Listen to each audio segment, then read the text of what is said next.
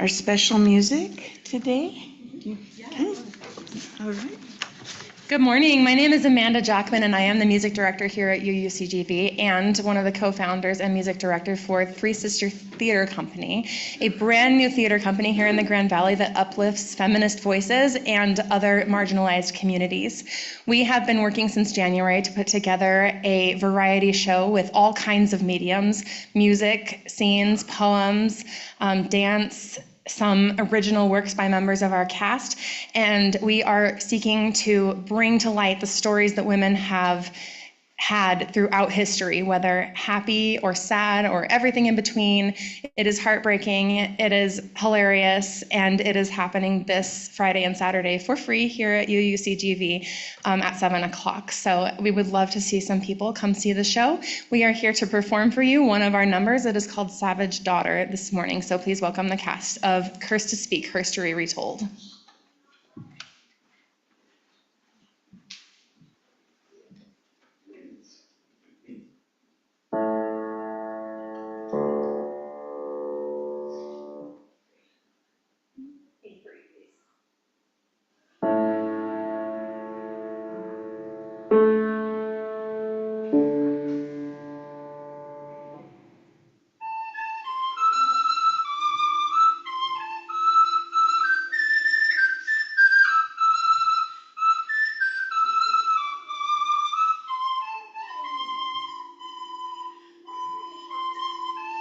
I am my mother's savage daughter, the one who runs barefoot, cursing sharp stones.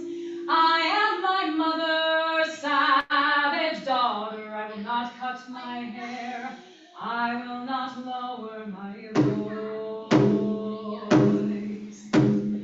My mother's child is a savage, she looks for the omens, the color of stones, in the faces of castles, in the fall of feathers, in the dancing of fire, and a girdle of bone. I am my mother's savage daughter, the one who runs barefoot, cursing sharp stones.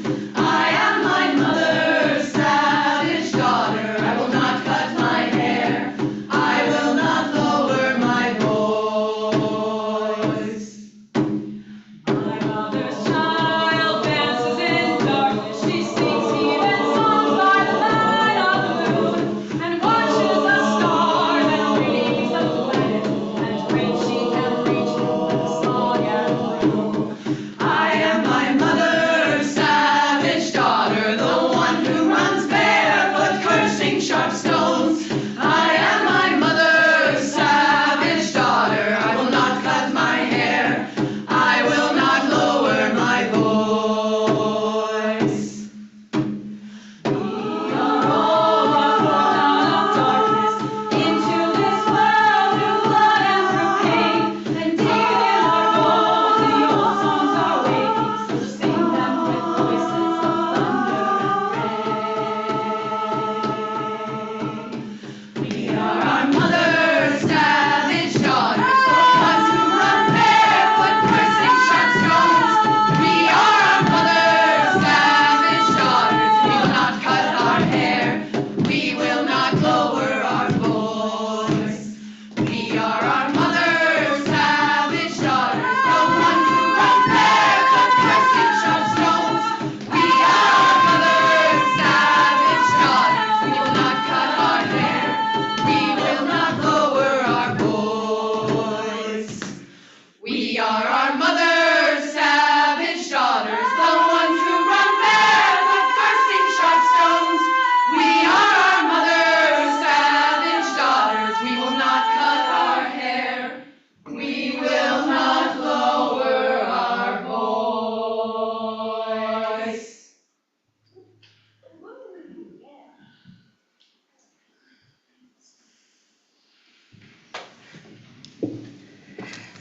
Wow.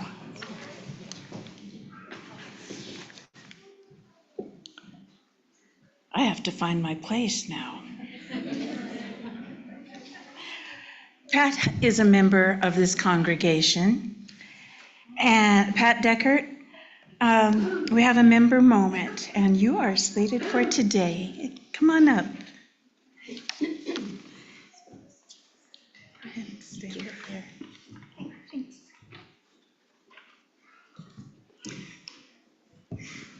Good morning.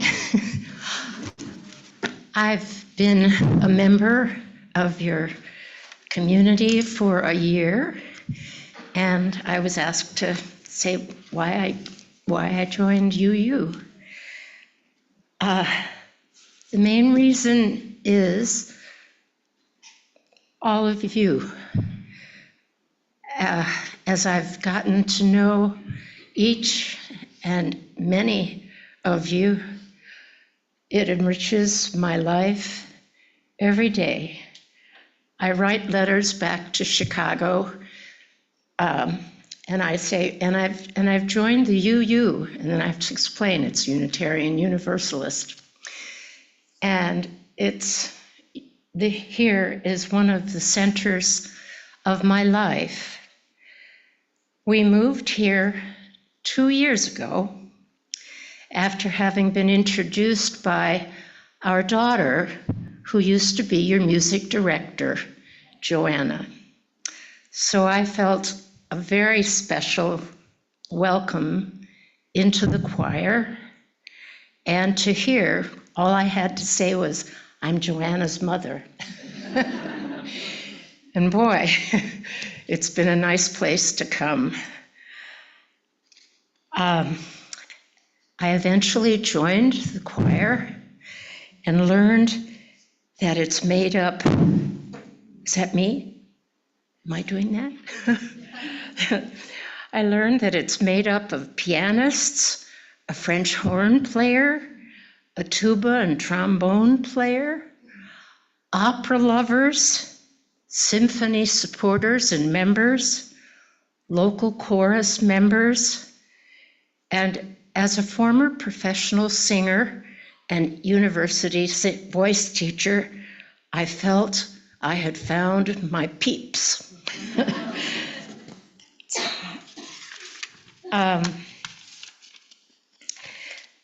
One of the reasons I joined, I wrote this all down. I love working and playing together with you to help make this world a more compassionate place.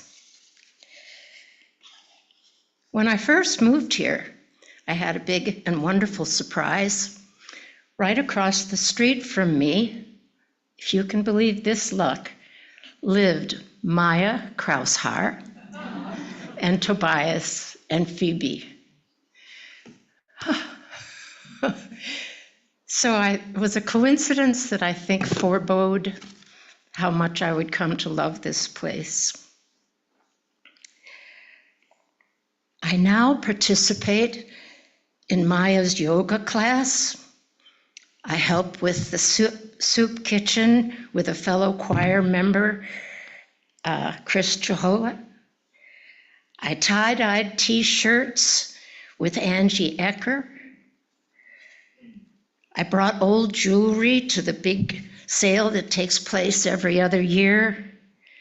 And I've also helped support Tom Acker's campaign.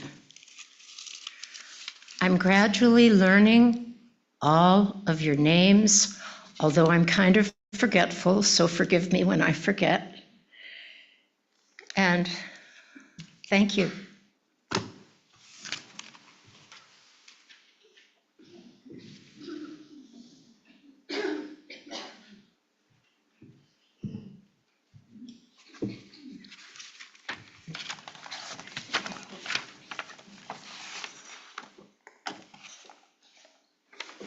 This community of care is created through our work and our time together, our commitment to one another.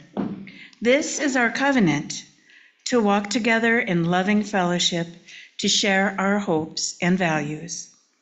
As we pass these baskets, we thank you for your generous gifts, which support the work of this religious community and Unitarian Universalism in the world at large. As a reflection of our values, we are pleased to participate in the Change for Change program. The coins you place in the basket today will support the work of nonprofits in and around the Grand Valley. So with gratitude, we will now receive today's offering.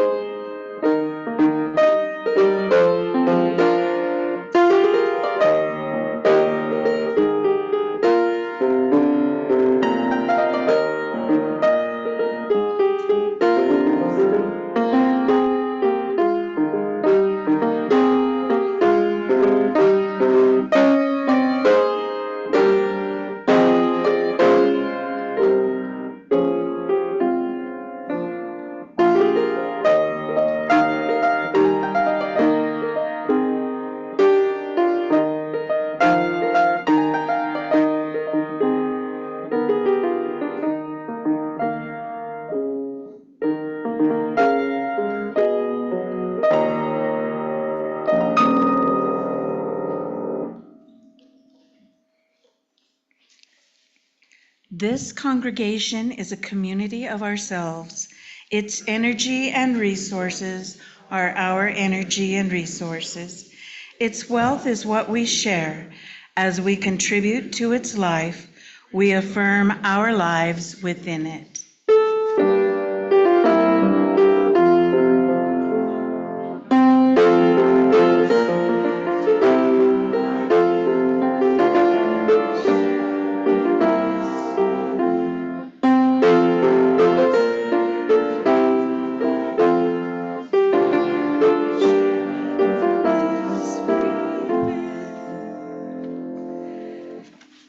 Today, our guest speaker is Deborah Steddom. I hope I said that right. Did I say your name right? Good. She is an intuitive healer and teacher, and she has spent a lifetime exploring different modalities of personal growth and spiritual development, and was well on her way to a master's degree when she realized that the concepts she wanted to teach couldn't be found in traditional venues. Deb jokes that she was raised half Episcopalian and half Edgar Casey, and was taught how to see energy and do healing work when she was a child. Now, her father also introduced her to the concept of spiritual evolution that has shaped her life. She's been in private practice for over 50 years, assisting people in remembering the truth of who they really are.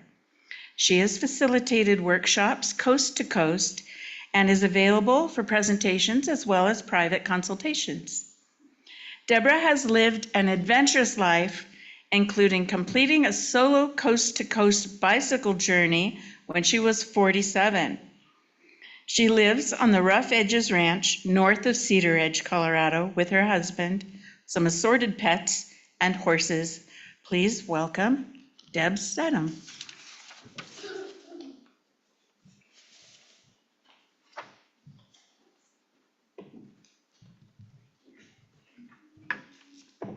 Thank you.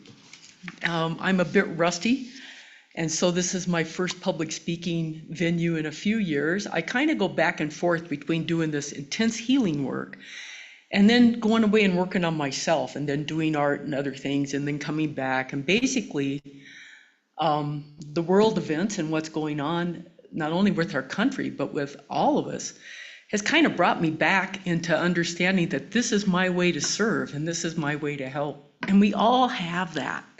And so if I'm rusty or I blow things a little bit, I thank you for your understanding and patience. So war begets itself. War isn't something that just happens. Every time we hold the energy of dissonance, of anger, of being right, we keep on manifesting this war. You can't fight for peace. It's impossible. You can be peace, but to fight for it never works. And we're seeing that, you know. Fighting for change of any kind may result in temporary victory, but the issues themselves are merely driven deep, deep underground where they lie unresolved until the perfect opportunity occurs for them to rise again. I mean, here we are. Everything is energy. And this is kind of what my dad was trying to teach me, but I'm a little dense, so it's taken me a few years to get it. That everything is energy. Every thought, every action generates a specific energetic vibration. Whatever we hate, we become. Whatever we fear, we become. But the opposite is also true, where whenever we show up with compassion and peace, we automatically align ourselves with every other like-minded soul. We are wholeheartedly repeating history every time we fight for change. Diversity, inclusion, basic human rights, issues I thought were well on their way to open resolution, are back on our doorstep, even uglier than they were the last time they came around. Imagine that. Our political system is broken. Many of our officials seem powerless to effect the changes we elected them to do. The laws we've come to trust to protect us appear meaningless now. As we frantically continue to explore every external avenue we can think of to transform this crisis, we often forget the most effective resource we possess, ourselves. The leaders and spiritual teachers who have had the most widespread impact on changing the course of humanity had no interest in war. They evoked lasting change by their very beingness. Gandhi, Mother Teresa, the Buddha, even Christ himself walked a path of centeredness. Instead of fighting for change, they showed up with centeredness and true compassion. On a very deep level, millions of people heard their message despite divergent beliefs. They were so at peace and held such compassion for their own humanness. The unconditional acceptance they radiated touched and opened others. Their love and groundedness contagious in a way that truly began to alter the world. They spoke their truth from a place of connection far deeper than that of merely being right. As inspiring as these spiritual awakenings have been over time, there's only one reason that they have ultimately failed to shift mass consciousness. They couldn't do it alone. They couldn't hold enough possibility for lasting peace that we all want to see. So it's up to each and every one of us to live the truth in our hearts, that collectively we truly become the change we want to see in our world. We are not our experiences or our opinions or our thoughts. We all hold that divine spark of consciousness that when nurtured and shared is unstoppable. So what if it really is up to each one of us? What if we are the answer? What if individually we hold the key to lasting change? What if how we choose to love and support ourselves is the basis that will shift the consciousness? Personal growth has never been more important than it is now. And that's why our inner work, the more we do our inner work and the more we balance what's going on within us, we naturally become that messenger of peace and acceptance. It's so cool to think that we've actually got this, that we're it. Yay, we don't have to look at to mommy and daddy politician or mom and dad or all the things that have happened to us. We hold the key in this moment by simply going within and coming from centeredness. Changes the whole picture. Coming from the power of neutrality doesn't mean we silence our voices or bury our heads in the sand. Neutrality is the practice of coming from the peace and clarity of our own center. Not the place of emotions or opinions, but from the place of truth that lies in our own hearts. That's what lies before us. And it's like, okay, so what do you do with all these emotions? And what do you do with the anger and the fear and the pain? Because those are really real. We encounter those every time you open the newspaper or every time, you hear a conversation. I know it sparks that in me. And so then my work becomes, how can I balance this? So I've come up with this really cool thing that will probably drive you guys nuts, but it's really fun to do. I go ahead and I want to be informed. I want to know what's going out there in the world. I want to know what kind of silliness and scary things are going on. So I inform myself every morning. I read what I need to read and I listen to what I need to listen. And then, and this is the important part, instead of recycling that stuff, I breathe through it. I breathe into it until I find that peaceful center that's always present. It gets lost in the cacophony of our brains. It gets lost. And so we've got to come up with strategies that pull us back into our center.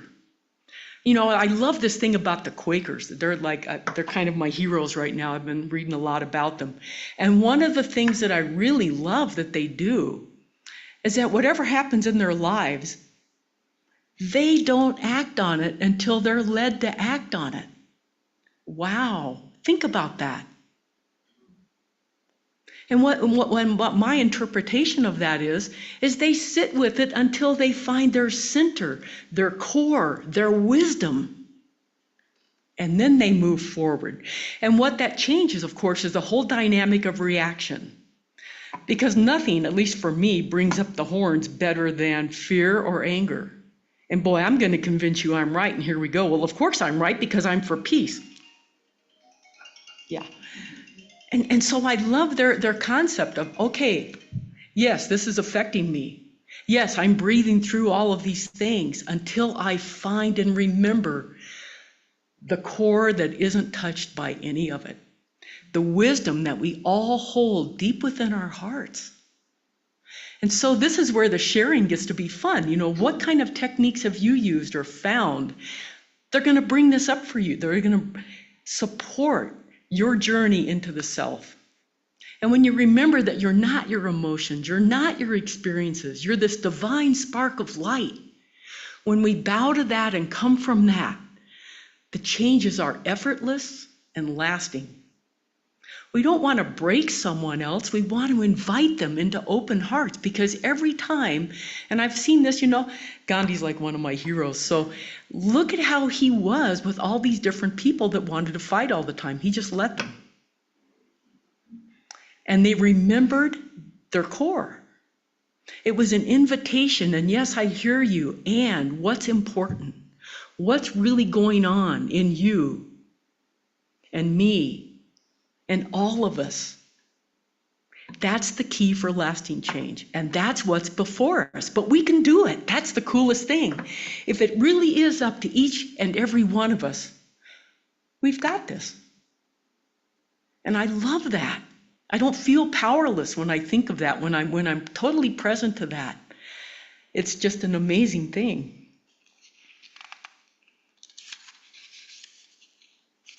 Okay, so here we go. When we continue to interact with others from a place of being right or judgmental, the energy behind our words and actions is naturally confrontational in nature. It can only result in defensiveness, continuing in a really small but real way that energy of war.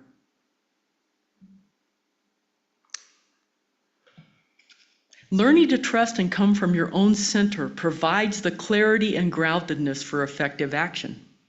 Action that inspires others to open their hearts and find our shared humanity. Okay, so let's try an experiment. I'd like you guys to close your eyes and take a moment to reflect on something in the news you find disturbing. Oh, let's see, are we there yet? Allow yourself to be present to this internal dialogue, completely as possible. Don't judge yourself. In fact, if you can become a detached observer and just kind of watch yourself on a screen doing this, feel it, whatever your distress is, feel it as deeply as you can. Welcome it in the form that it occurs to you.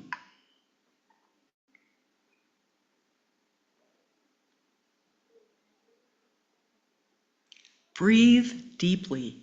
As you feel it, breathe deeply.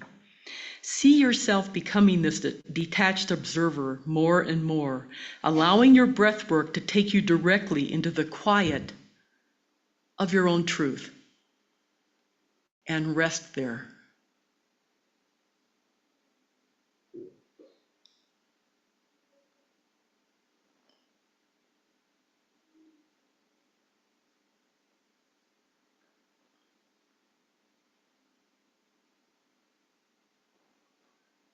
How does that conversation change when you start to remember your own wisdom?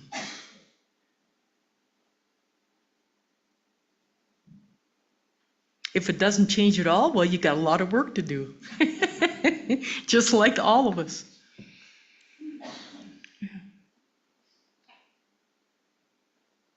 As we practice living from this exquisite space, our conversations naturally evolve from confrontation to invitation,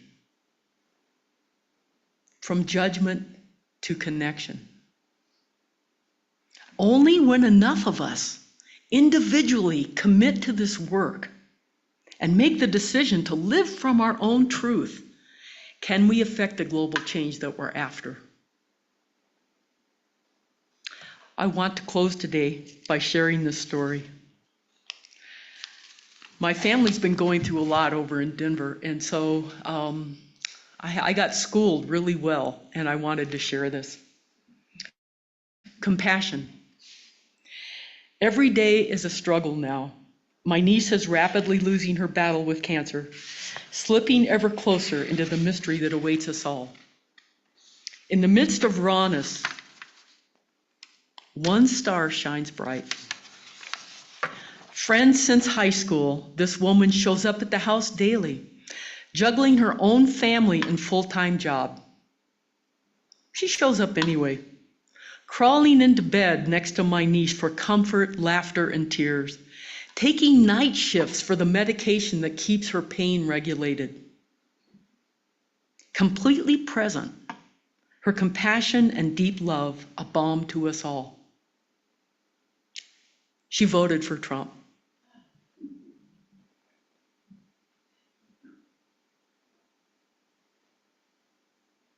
We're all one. Beneath our differences lies the immutable truth of oneness. We've got this. Thank you.